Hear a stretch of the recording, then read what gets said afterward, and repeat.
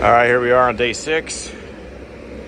I'm up in the, call it like the crow's nest. Got all these rails on here. They're all tacked into place. I'm working on these transitions here. A little bit more tacking into place here, and then I'm gonna start up here and work my way down and weld all these rails out. That other frame on the ground over there, lower frame, it's basically done. We added a couple little things to it. It didn't get sandblasted, so they're gonna wire wheel it and shoot some primer on it. So other than that, we're just gonna keep it going here. Day number 7. Didn't get a lot of footage yesterday. It was mostly just me welding out those beams. So today we have all of our seals. I'm going to clean the gearbox and put it all back together. I brought my transmission table from home. Basically, what a transmission table is, it's sloped down and sloped in all to one hole, and you put a little bucket under there, so all of your cleaning, oil, cleaner, everything goes into the bucket and falls down.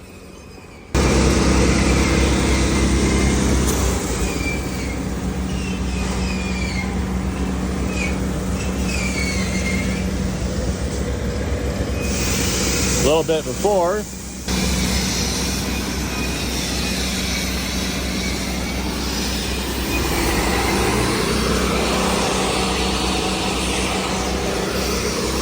nice and clean. So now what I'm gonna do is wrap that in a trash bag and just keep on going to the next piece. Got Ben down there gouging off some old pieces of angle iron. We're gonna change up the design they had for those side plates, make them a little easier to remove. A little before.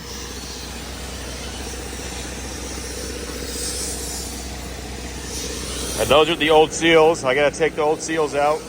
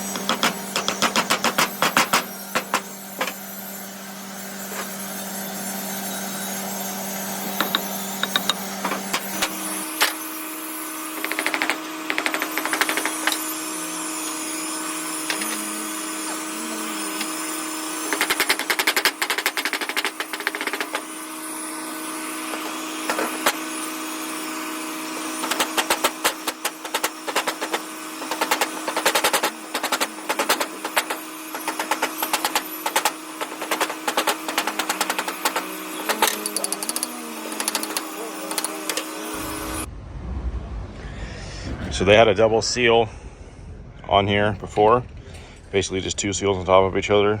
So that's what we did. Did a light layer of silicone around the outside edge so that'll dry and lock those suckers in there.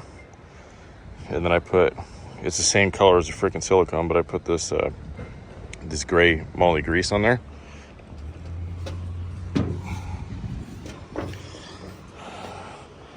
And you can see it's a little bit cleaner. And then I use the grease when I put the bearing race in there to hold the shim and to hold the bearing race. It'll hold it all together. So if you go to assemble it, it's not falling out. It's a very common thing people do is they put grease or assembly lube or something like that to hold pieces like this. And then once it gets hot with all of the oil and everything, it'll all break down in the oil. And you can do like a break-in oil change, and then it'll be super clean oil after that. All right, well, keep on going here.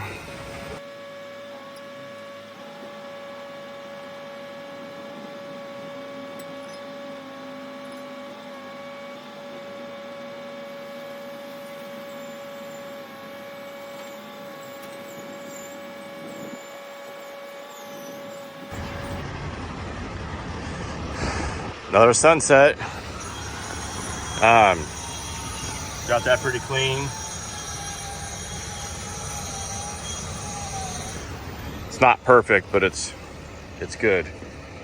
Now we're gonna put the seals in here, and then we'll put our bearing race and our shims back in there, and we just have to clean that up a little bit and put the sucker together.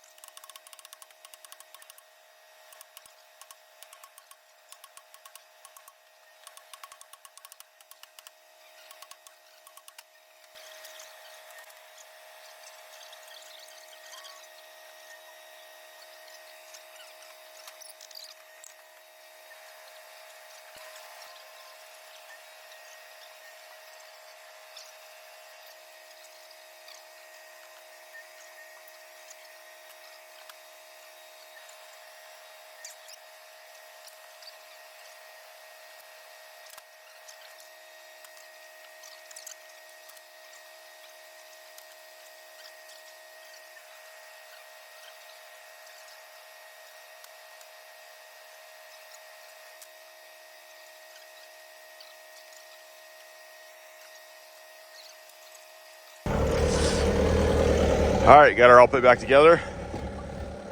Now on to the next project, or piece of the puzzle, I should say.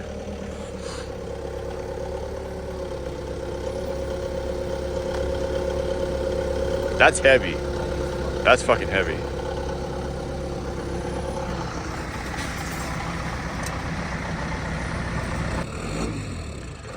All right, it's another day here. Another sunrise. We've got this thing all put back together. They cleaned it and got some primer on it. Missed quite a few spots, but that's better than nothing. We got this all put back together. We got new bearings. We got some dual grease stuff. We're gonna figure out how to run the line after it's installed, so that we can run the line so that it is the least amount in the way and the least amount of chance of getting caught on something. Tony's over there getting the 4-inch shaft out. We've got angle iron kind of going around the edge here. We're gonna put some channel up right here where it takes more of a blunt force, where there's more likely a truck or forklift is going to drive over this area. We're going to reinforce this even more than last time that I did this area a couple years ago. So we ended up reusing the old sprockets due to time restraints and cost of having new ones made locally.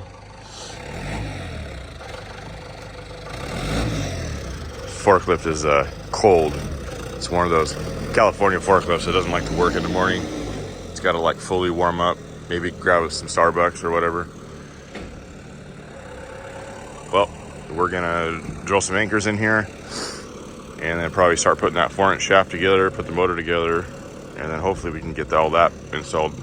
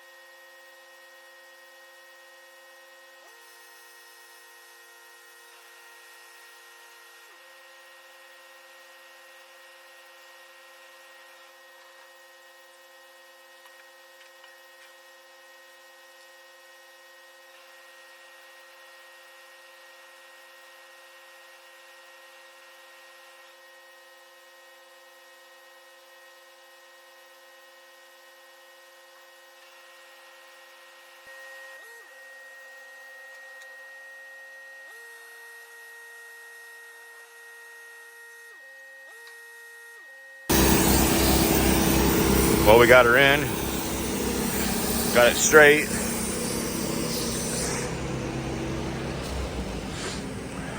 I would say that lines up pretty good.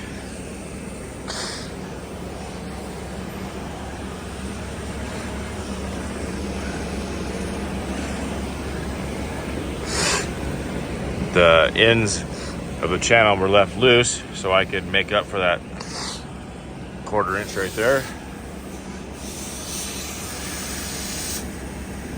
That one looks pretty much dead on.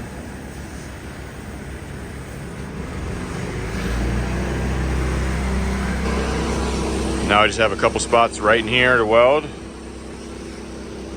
and then this part will be done.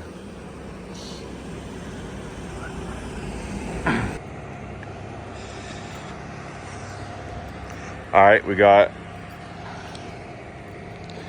everything over here welded. All the tracks, everything lined up perfect, welded and blended.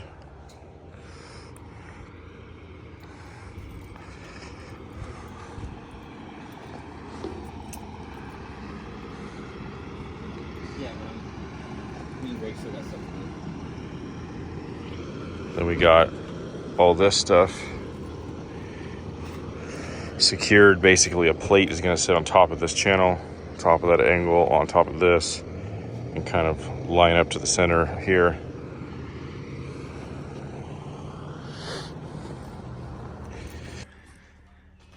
All right, video's not over yet.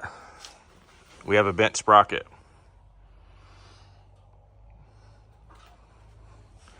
We're going to attempt to straighten this.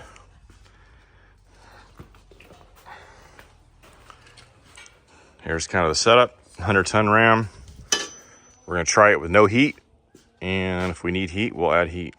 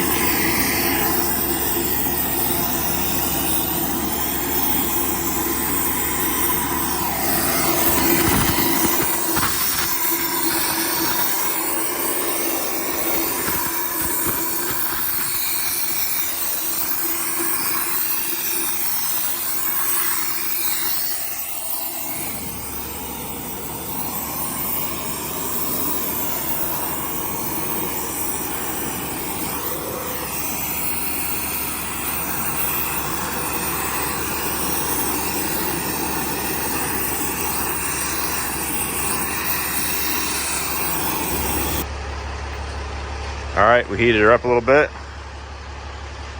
It's kind of cool.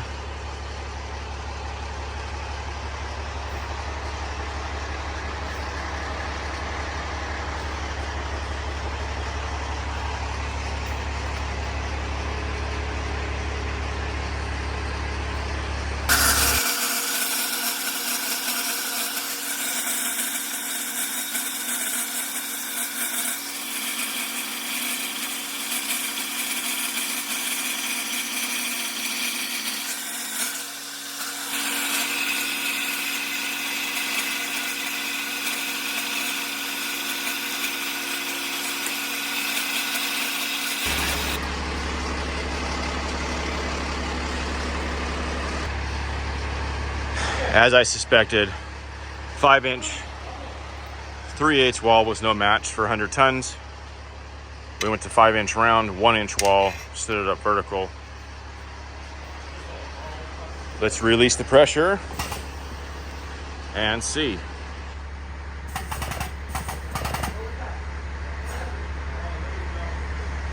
Okay.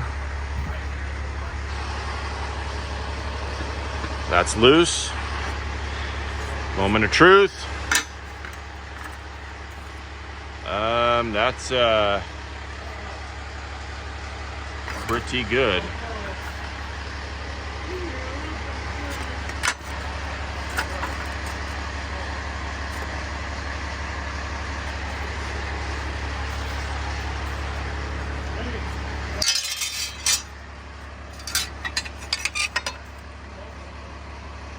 Bam.